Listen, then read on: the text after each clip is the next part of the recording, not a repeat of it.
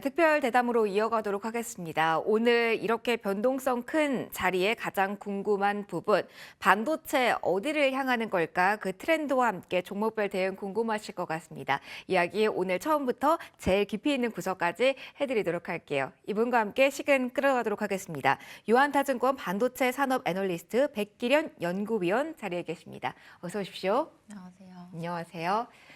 연구위원이 어떻게 보면 가장 많은 분들이 반도체 어떡하지 궁금하실 시기에 오늘 좀 나와주신 것 같습니다. 일단 오늘만의 흐름을 놓고 본다면 신기술 그 트렌드에 대한 기대를 가진 종목군들 꽤 많이 쉬어가고 있거든요. 어떻게 진단을 해야 되는 건지 분위기 먼저 설명 부탁드릴게요. 네.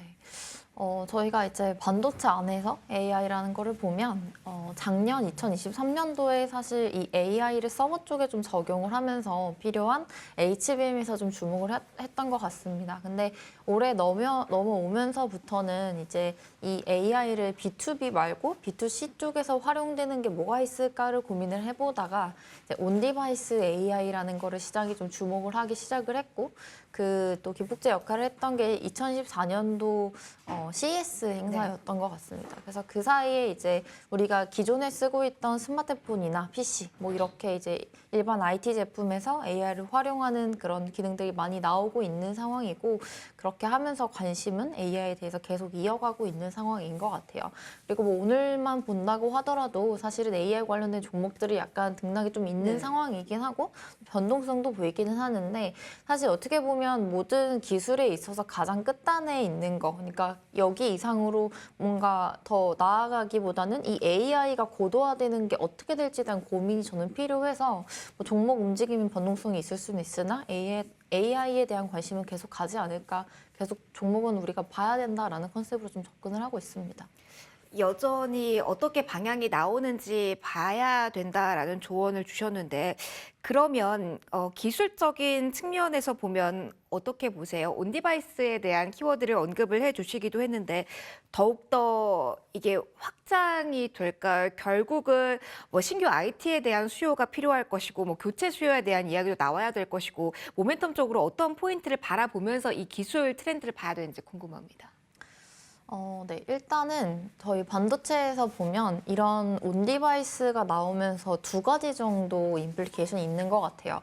하나는 예전에 우리가 핸드폰에서 한 6GB짜리 D램 용량을 활용을 했었다면 AI를 구현하기 위해서는 8GB, 12GB 이렇게 대당 들어가는 용량이 늘어나는 그런 흐름 하나가 이제 가장 큰 포인트가 될 거고 그리고 실제로 그런 부분이 올해 하반기 지나가면서 시장이 나오는지 그런 신규 제품들을 통해서 확인을 해보시면 좋을 것 같고 그다음 두 번째 트렌드는 과거랑 다르게 AI라는 거를 이제 IT 제품에 넣게 되면 저지원성이나 저전력 이런 특성이 좀 요구가 많이 되거든요. 그래서 그거를 성능을 잘 구현하기 위해서 필요한 LPW나 LLW 같이 이전 신종 커스터마이즈 메모리에 대한 관심이 좀 있을 거고 또 그런 부분 좀 부각이 되지 않을까라고 보고 있습니다. 그래서 이런 두 가지 포인트가 핵심인 것 같습니다. 그러면은 신제품이라고 말씀을 해주셨는데 그 응용처가 결국은 다변화돼야 된다라는 말씀이신지 그러면은 저희가 실제적으로 탁 와닿게는 어떤 제품군이라면 생각을 딱 하면 될까요?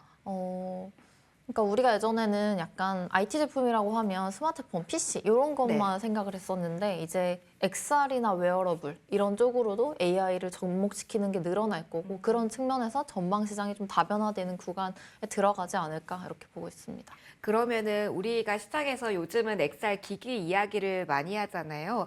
결국은 지금 1차적으로 XR 기기에 대한 관심이 높긴 하지만 결국은 다시 이게 돌아서 온디바이스에 대한 관심으로 연결이 된다라고 생각을 해도 괜찮은 건가요? 네, 같은 선상에 있는 것들이라고 저는 보고 있습니다. 그 중에서도 기술력, 전력 이야기가 나왔으니까 반도체 이야기를 한 번 더 할 수 있는 타이밍? 네. 이라고 보면 될까요? 알겠습니다. 그러면은 AI 스마트폰 이야기도 해볼게요. 저희 온디바이스 키워드 여러 가지 사용처 증가 여기에 포커스를 맞췄는데 갤럭시 새 모델 나오면서 또 한 번 이야기가 많이 나왔잖아요. 스마트폰 어떻습니까? 기존에서 변화가 교체되거나 여기에 대해서도 뭔가 변화가 나타나야 조금 더 안정적인 성장이 될 수 있다라는 시각도 있어서 이쪽 어떻게 봐야 될까요? 스마트폰에 지금 AI가 들어간 게 올해가 첫 해잖아요. 네. 그래서 아무래도 1세대 제품이라서 이걸 주식시장에서 보고 있는 분들이나 아니면 실제로 뭐 그냥 일반 사용자분들이나 도대체 내가 스마트폰에서 어떤 AI 기능을 활용할지에 대해서 아직도 궁금증 계속 있는 것 같아요. 그래서 1세대 제품은 일단은 뭔가 언어에 대한 번역, 통번역 기능이 일단 기본적으로 들어갈 것 같고, 그리고 두 번째로는 내 업무에 있는 캘린더, 이런 업무적인 효율성을 높여줄 수 있는 AI 기능들이 좀 나올 수 있지 않을까 봅니다. 근데 하나 또 강조드리고 싶은 부분은 사실 AI가 기술이 들어간 1세대 제품이 올해 나온 거라서 이게 막 많이 팔리고 그런 거에 대한 기대감을 높게 갖는다기보다는 올해 1세대, 내년에 2세대, 3세대 이렇게 나오면서 AI를 적용한 기술들의 침투율이 높아지지 않을까, 이런 부분에 좀 주목을 해서 좀 긴 호흡으로 좀 가져가시는 것도 괜찮을 것 같습니다. 결국은 길 호흡이 필요한 거군요. 그러면은 다시 온디바이스만 딱 놓고 봤을 때 연구위원님, 이쪽이 뭐 다른 중소형주에 대해서도 리포트를 내놓으시기도 했는데 폭발력적인 2024년 실적을 기대할 만한 부분이라고 생각을 해도 괜찮은 겁니까? 사실은 저는 AI라는 게 실적 관련돼서는 어떻게 말씀을 드리냐면, 네.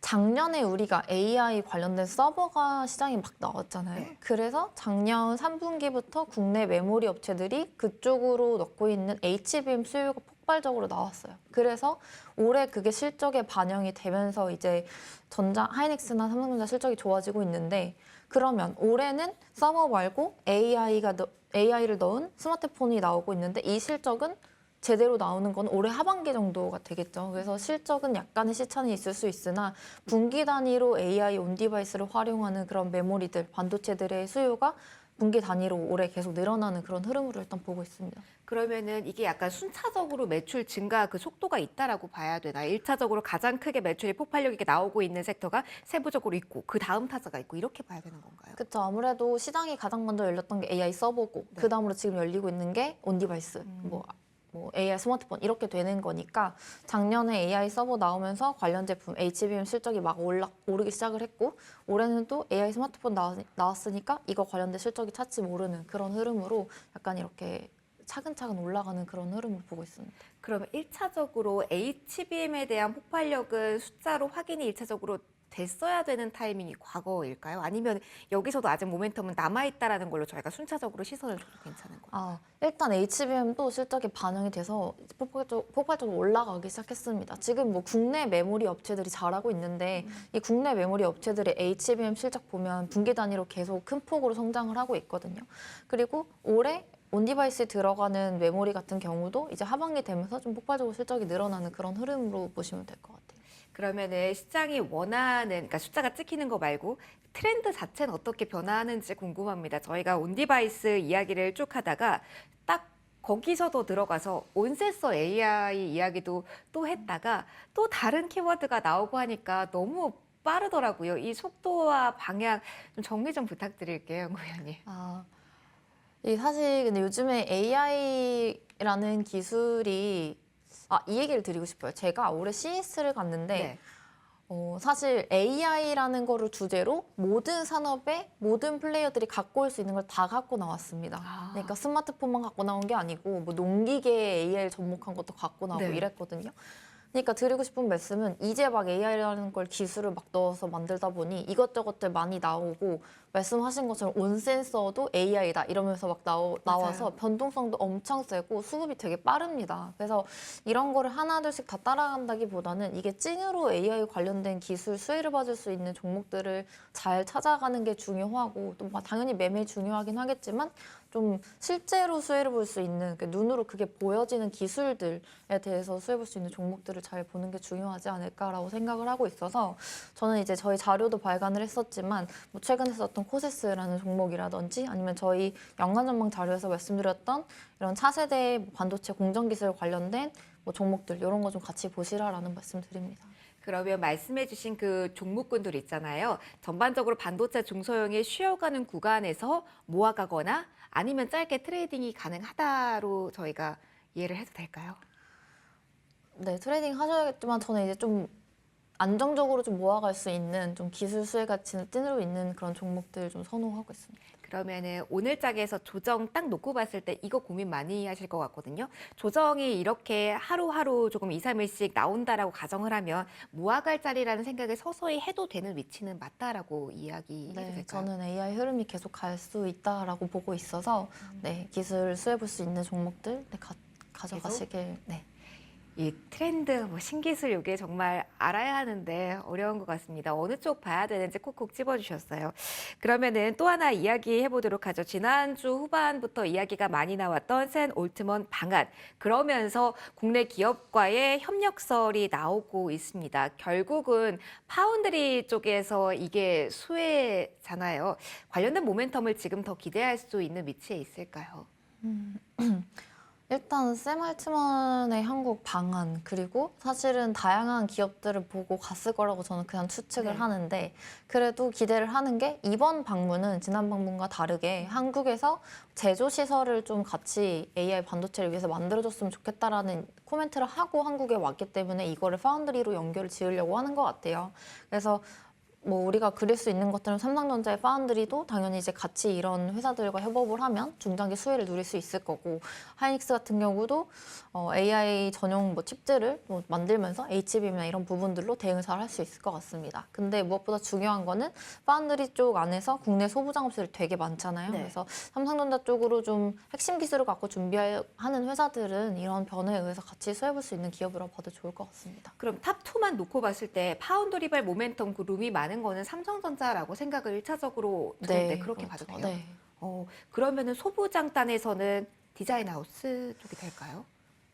뭐 디자인하우스도 되게 이렇게 수혜볼 수 있는 종목들이 많은데 저는 일단은 파운드리 관련된 반도체 소부장 그런 우리가 아는 뭐 장비나 소재 기업들 있잖아요. 네네. 삼성 쪽으로 갖고 있는 회사들을 좀 나름 좋게 보고 있습니다. 그러면은 결국은 삼성전자를 일차적으로 봐야 된다라고 본다면 이 파운드리발 모멘텀이 최근에 뭐 HBM 하면 SK 하이닉스가 워낙 슈팅이 크게 나와서요. 어느 정도의 밸류 키 맞추기 측면에 큰 역할을 담당하게 될 수도 있을까요? 네. 어려울까요? HBM으로 작년에 우리가 되게 핫했으니까 올해 삼성전자가 이제 그런 우리의 기대를 충족해줄 수 있는 뭔가 포인트들을 보여준다면 삼성도 작년에 하이닉스가 HBM으로 움직였던 것처럼 뭐 그런 파운드리 소부장 회사들도 기회를 볼 수 있을 것 같긴 합니다. 근데 이제 아직은 사실 그런 부분들에 대한 게 많이는 안 알려져 있기 때문에 지금부터 사실 봐도 늦지 않은 그런 부분이 있죠.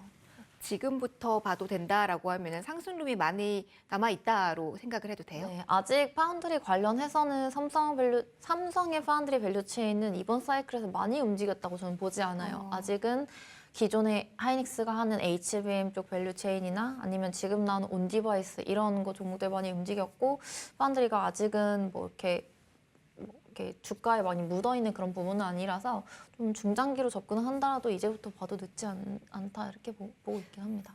문득 연구위원님 궁금한 게요. 탑2를 딱 놓고 봤을 때 올해의 트리거가 될 만한 게 삼성전자는 파운드리 그리고 SK 하이닉스는 HBM에 더욱더 가속화된 성과 이렇게 트리거를 정리해도 괜찮은가요?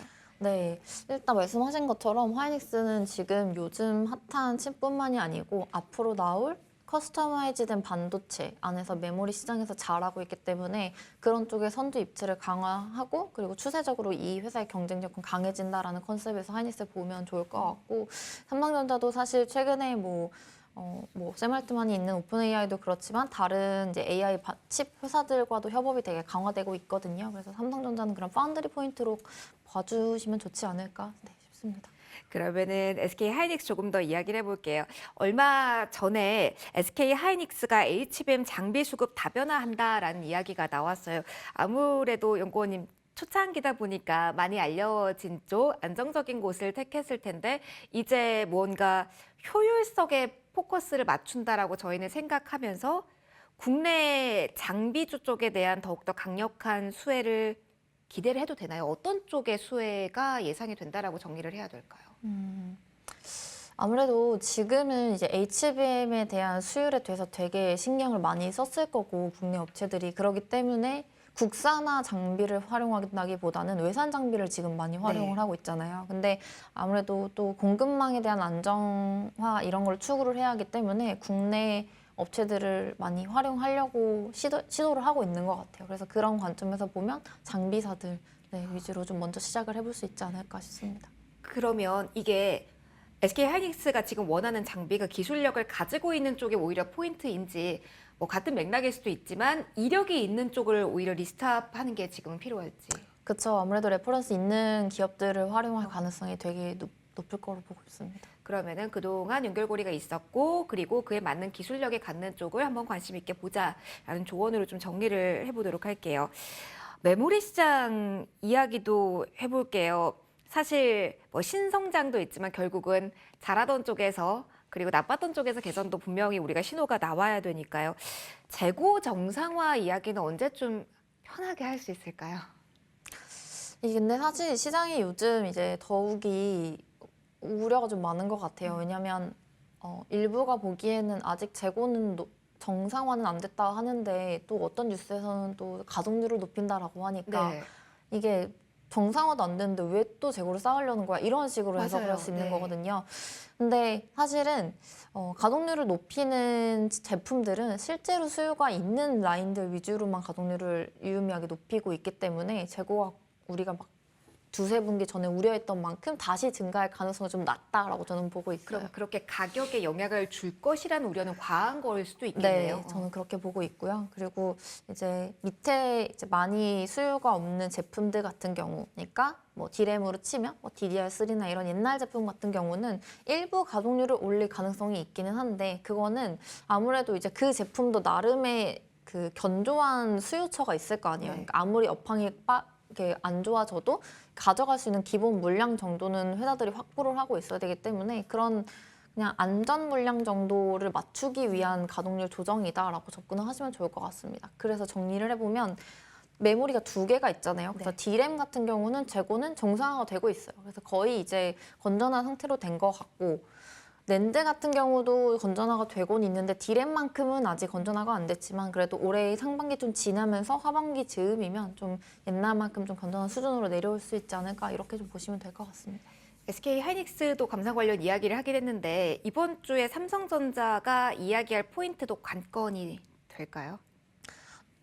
그렇죠. 이제 하이닉스 다음으로 삼성이 하는데 결국 우리가 삼성전자한테 원하는 거는 HBM 쪽에서 좀 잘 하고 그래서 올해 뭐 3나 3E 같은 신제품에 대해서 어느 정도 준비가 되어 있는지 그런 코멘트들을 좀 얘기를 잘 해줬으면 좋겠다는 부분 그리고 두 번째로 이제 시장 모두가 걱정하는 가동률, 네. 재고 이런 부분들 한 번 더 언급을 하면서 제가 기대하고 있는 거는 그거 재고를 좀 놓고 가격적인 측면에서 이게 지금보다 더 유의미하게 높아질 수 있는지 왜냐면 그래야 또 수익성도 더 네. 많이 개선이 되니까 그래서 그런 부분에 대해서도 좀 긍정적으로 수요처를 회사가 보고 있는지 그런 24년 전망에 대해서 한 번 더 체크업을 하는 그런 시간을 가지면 좋지 않을까 네, 이렇게 보고 있습니다. 임박했습니다. 31일 수요일 날 개장 전에 실적 나오고 컨콜 진행이 될 테니까요. 이에 대한 코멘트도 잘 확인해 보시고요.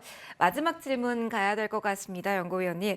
그러면 대형주 중심으로 여쭤봐야 될 것 같긴 한데 최근의 분위기 어떻게 저희가 생각하면서 반도체 전략을 구사할 수 있을까요? 꿀팁 주신다면요. 사실 앞단에서 많이 네. 말씀드렸기 때문에 뭐 대형주 삼성전자, 하이닉스뿐만이 아니고 밑에 있는 AI 관련된 실제 기술을 갖고 있는 그런 찐 종목들을 잘 가져가시면 좋을 것 같은데 클로징 센텐스니까 이렇게 말씀드리고 네. 싶어요. 우리가 1, 2년 전, 그러니까 작년까지만 하더라도 업황이 되게 안 좋았었잖아요. 그리고 그 전에 또 2년 전으로 돌아가면 기업들이 어려워서 R&D도 안 했었고 신제품이 시장이 많이 없었어요. 근데 그런 4년간의 힘든 기간을 거치고 올해가 딱 상반기가 그 안 좋았던 부분이 마무리되는 시기라고 보셔도 좋을 것 같고 24년 상반기 기점으로 해서 신제품들이 많이 나오면서 수요까지 좋아지는 그런 흐름으로 갈 거기 때문에 뭐 끝이라고 보시지 않아도 될 것 같고 AI 관련된 종목들 계속 보셔도 좋을 것 같다. 그 시장에 대한 기대를 조금 더 해보면서 신종목을 좀 찾아보자 이런 말씀 드리고 싶습니다.